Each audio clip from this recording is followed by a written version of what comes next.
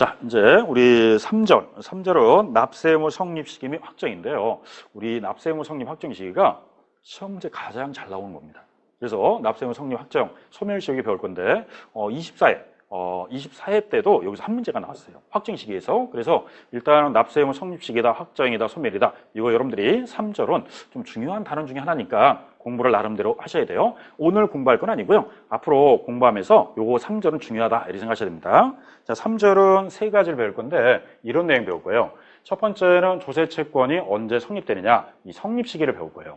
그 다음에 성립된 조세를 구체적으로 누가 세액을 확정하느냐, 확정 시기를 배울 거예요. 그 다음에 확정된 세액을 납부함으로써 소멸됩니다. 그래서 성립 시기, 확정 시기, 소멸 시기라고 해요. 그러면은 우리 시험에는 이 성립 시기가 압도적으로 좀 많이 나와요. 과거에 보면 성립 시기가 가장 출제가 많았었고요. 그 다음에 확정 시기가 그 다음으로 잘 나왔어요. 확정 시기는 24회 때도 나왔던 문제고, 그 다음에 소멸 시기는 딱 한 번 나왔어요.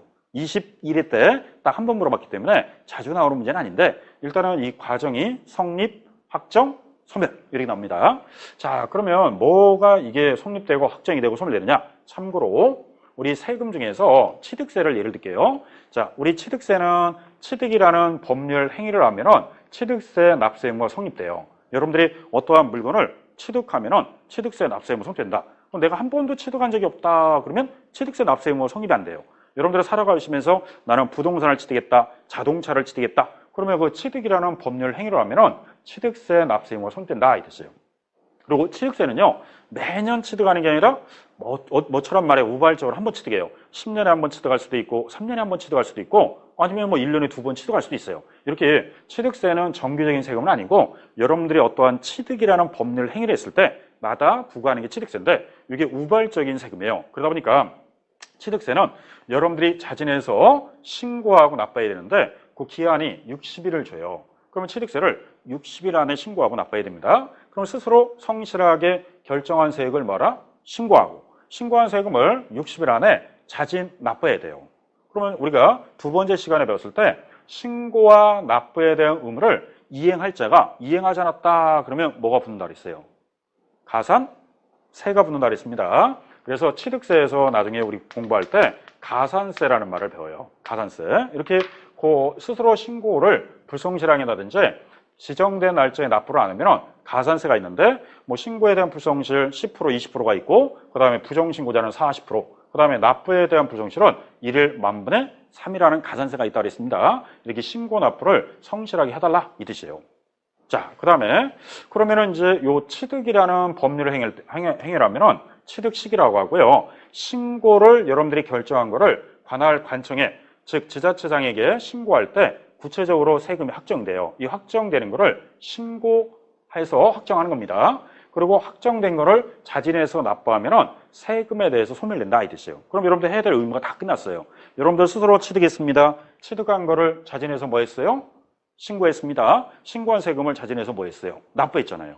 그러면 이제 성립됐다가 구체적으로 세금이 확정됐다가 납부에 대한 의무를 이행했으니까 소멸된다 이 뜻이에요. 그런데 이 두 가지를 의무를 저버리게 되면은 그때 부과되는 게 뭐다? 가산세라고 했습니다. 자, 그 다음에 하나 더. 이번에는 재산세.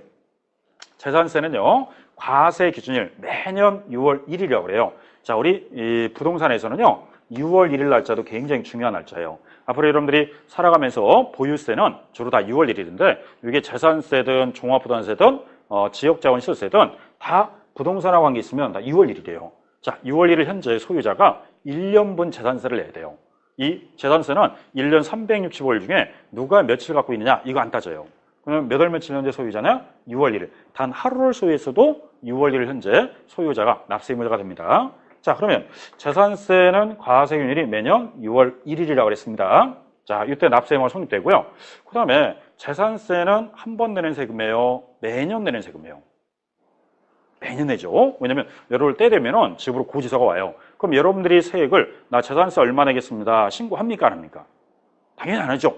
왜냐면 관할관청에서 결정한 고지서를 집으로 발송해줘요. 그래서 세액 결정을 누가 하느냐? 시군구가 결정합니다. 과세권자가 결정하는 거예요. 그럼 시장문수 구청장이 자기 관할 구역에 있는 토지 건물주택을 결정한 다음에 집으로 고지서 보내줘요. 그러면 세액 결정을 누가 했느냐? 과세권자가 결정할 때 확정이 돼요.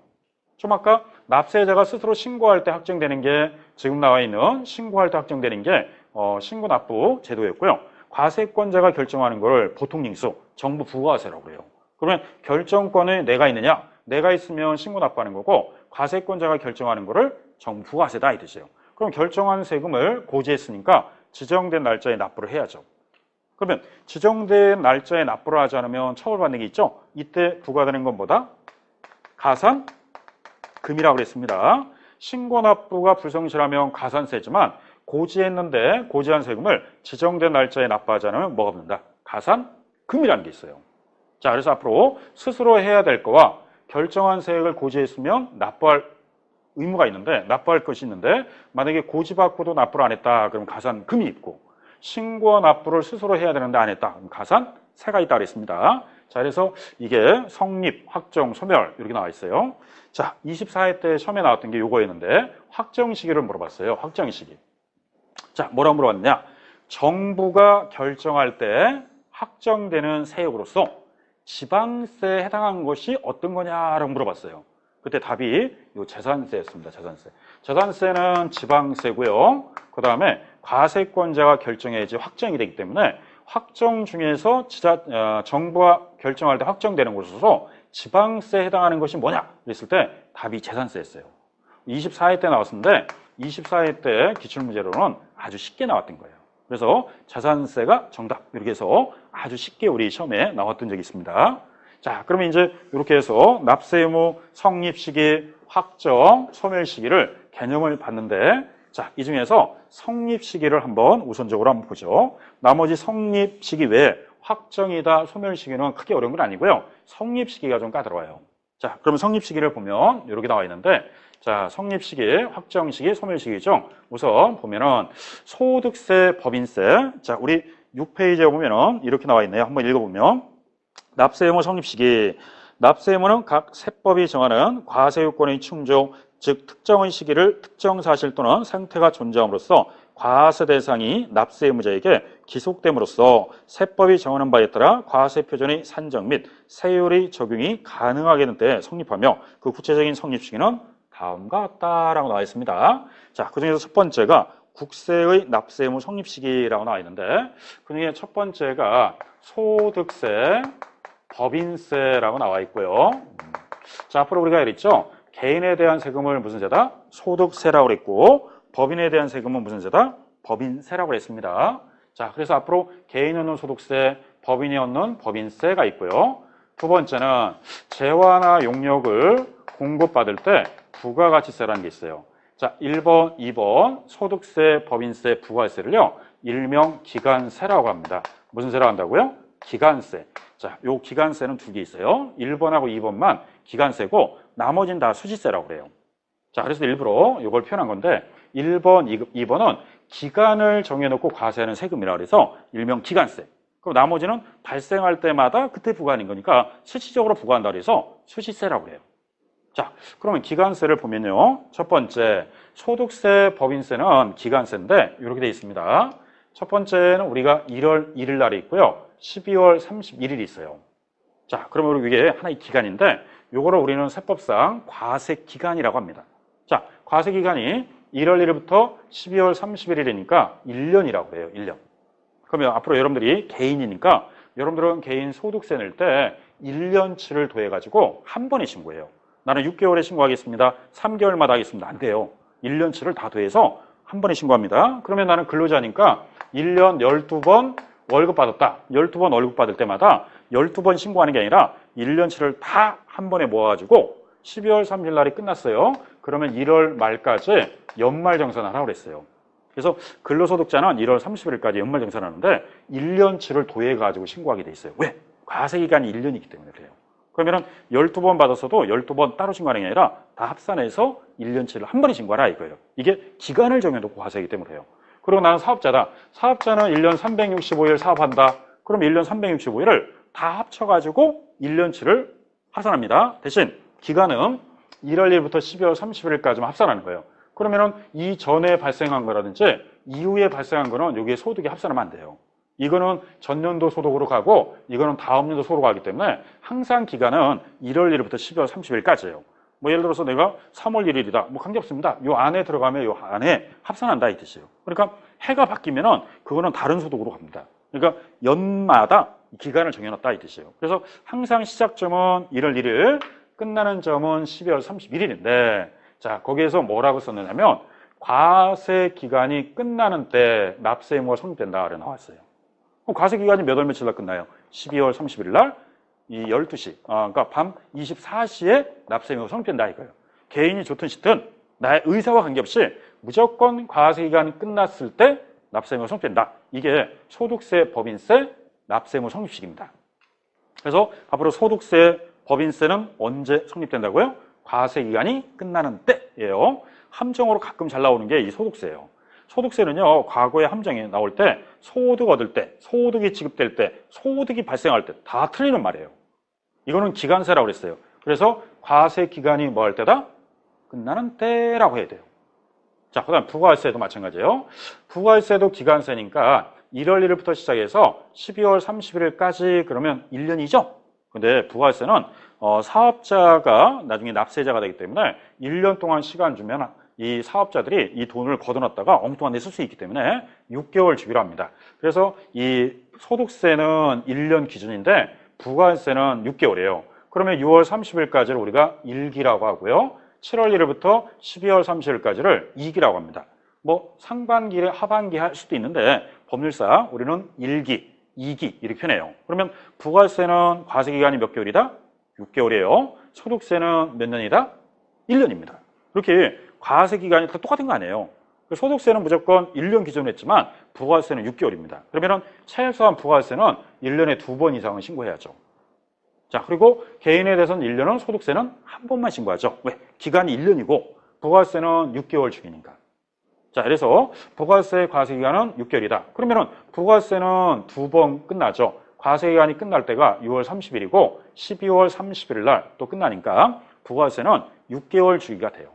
실제는 나중에 실무에 보면 일반 과세자는 중간에 한 번씩 더 신고하기 때문에 총 신고를 4번 할 겁니다. 일반 과세자. 그런데 그거는 1기 예정 신고 한 번, 1기 확정 신고 한 번, 2기 예정 신고 한 번, 2기 확정 신고 한 번 있어서 총 일반 과세자가 4번 신고할 거예요. 그런데 원래 과세 기간 그러면 6개월 주기다 이렇게 생각하면 돼요. 그러면 이때 과세 기간이 끝날 때 납세 의무가 성립된다 이런 뜻입니다. 자, 그래서 1번 소득세, 2번 법인세, 소득세, 법인세와 두 번째 부가세 다 기간세이기 때문에 과세 기간이 뭐 할 때? 끝나는 때 이렇게 나와 있고요. 부가세는 외국에서 물건을 수입해 오죠. 그러면 수입하는 물건에 대해서는 재화에 대해서는 세관장에게 수입 신고할 때 납세 의무가 성립됩니다. 그래서 항상 우리 국경을 통과해서 물건을 수입하면 부가세를 부과하는데 부가세는 소비세예요. 소비세이기 때문에 수출하는 국가가 부과하는 게 아니라 수입하는 국가가 부과하기 때문에 수입하는 나라에서 수입업자가 세관장에게 신고할 때 부가세를 부과하게 되어 있습니다. 반대로 수출하는 물품은요 영세율이라고 해서 부가세가 없어요. 그래서 항상 이 부가세는 수입하는 국가에서 부과하기 때문에 세관장에게 수입 신고하는 때 이렇게 나와 있습니다. 그 다음에 세 번째 보면 상속세 나와 있는데 상속세는 말 그대로 상속이 개시될 때 한마디로 돌아가실 때 돌아가신 날짜가 상속 개시일인데 이때 납세 의무가 성립됩니다. 그 다음에 증여세 그러면 증여에 의하여 재산을 취득할 때 이렇게 나와 있고요. 종합부동산세는 과세기준인데 우리가 부동산하고 관계있다 그럼 아까 재산세가 과세기준 몇 월 며칠? 매년 6월 1일이라고 그랬습니다. 종부세도 부동산이기 때문에 매년 6월 1일이다. 자, 편의상 과세 기준일 이게 정답인데 그 가로 열고 매년 6월 1일 이걸 써놔도 돼요. 어차피 종합부동산세 배울 때 매년 6월 1일 이걸 배울 겁니다. 자, 이제 7페이지 넘어가서 인지세는요 문서를 작성할 때 어떠한 재산권 그 밖의 권리를 재산에 대해서 어떠한 문서를 작성할 때 납세 의무가 성립된다 그래서 인지세 이렇게 표현합니다. 아마 여러분들이 나중에 등기부 등본에 보면은 그 등기부 등본에 보면은 그게 이 매매 계약서가 있을 거예요. 그 뒷면을 쭉 보면은 우표같이 생긴 게 거기에 붙어 있는데 뭐 15만 원짜리, 35만 원짜리, 뭐 4만 원짜리 붙어 있을 겁니다. 그게 인지세로서 여러분들 낸 겁니다. 그러니까 문서를 작성할 때. 자, 7번째 농어촌 특별세 나와 있는데, 자, 농어촌 특별세는 일종의 부가세라고 합니다. 7번째 농어촌 특별세. 자, 농어촌 특별세는 일명 뭐라고 한다? 부가세라고 합니다. 부가세. 자, 요거하고 용어를 좀 하나 정리해 볼게요. 우리가 가끔 혼돈하는 것 중에 하나인데, 부가가치세 그러면요, 요 가치라는 거는 재화라는 가치와 용역이라는 가치에다가 붙여가지고 부가해서 내는 세금을 우린 부가세인데, 이 부가세는 재화를 소비할 때, 용역을 공급받을 때 부담하는 거예요. 누가 부담하느냐? 소비자가. 그럼 여러분 물건 살 때마다 여러분들 10%씩 부담하는 겁니다. 그래서 매긴 세금이 부가세인데, 이 부가세를요 줄여서 쓰면은 부가세라고 해요. 평상시에 여러분들이 부가세 낸다, 그거는 이 부가가치세를 줄여서 부가세 낸다 이런 뜻이에요. 그러면 우리가 물건을 살 때마다 그 영수증에 이렇게 보면요, 공급가액 얼마, 그 밑에 보면 부가세라고 약으로 써 있는데, 이 부가세는 원래 뜻은 부가가치세예요. 이거를 재화나 용역을 공급받는 자가 부담하게 돼 있습니다. 그래서 우리가 10%씩 부담하는데, 이게 원래 부가세라고 써도 맞아요. 근데 여기서 말하는 부가세는 그런 부가세가 아니고요, 세금에다가 붙여놓은 게 우리는 부가세라고 해요. 그러면 위에서 말하는 부가세나 밑에서 나온 부가세는 조금 개념이 다른데, 요거는 약어로 쓸 때 부가세예요. 그럼 여러분들이 평상시 그냥 부가세는 요 부가세를 말한다고 생각하면 되고요, 여러분들이 어떠한 세금을 냈을 때 세금에 붙여서 내는 게 부가세인데, 그 부가세 중에 하나가 농어촌 특별세예요. 농어촌 특별세는요, 참고로 취득세에 붙습니다. 그러면 나중에 취득세 본세라고 했을 때 여기에 붙는 부가세 중에 하나가 농어촌 특별세예요. 그러면 농어촌 특별세가 10%다 그러면요, 이 취득세라는 세금에 농특세를 10% 더 내라 이 뜻이에요. 아까 우리 금융기관에 예금 들면 이자 받을 때 이자 소득세 10%인 지방소득세가 더 붙는다 있죠. 그때 일종의 부가세듯이 이 농어촌 특별세도 부가세라고 하는데, 취득세를 낼 때 취득세에다가 농특세 10% 내라 이 뜻이에요. 그러니까 세금에 세금을 붙는 거를 부가세라고 하고요, 재화나 공급을 공급받을 때 여러분들이 10%씩 내는 부가세는 이 부가세라고 하지만, 요거는 물건값에 10%가 붙는 거고, 요거는 물건값에 붙는 게 아니라 이 취득세에 다시 10%가 붙는다 이런 뜻이에요. 그러니까 요건 세금에 세금이 붙은 거고, 요거는 재화나 용역이라는 가치에 부과한 거기 때문에 여러분들이 요 말을 혼돈했으면 안 돼요. 그럼 평소에 우리 부가세 낸다 이 말을 이 부가세 낸다는 게 아니라 이 부가가치세, 여러분들 물건 살 때마다 내는 게 이 부가세를 말하는 거예요. 그러면 이건 언제 나오냐? 여러분들이 취득자가 돼서 여러분들이 취득세를 낼 때 거기에 붙는 게 농어촌 특별세예요. 추가적으로 더 붙여놨습니다. 그러면 취득하는 자가 능력이 되니까 취득세만 내지 말고 농어민을 지원하기 위해서 농특세 좀 더 내라, 부담하라 이 뜻이에요. 그래서 세금에 세금을 붙는 걸 우리는 무슨 세를 한다? 부가세 이렇게 표현합니다.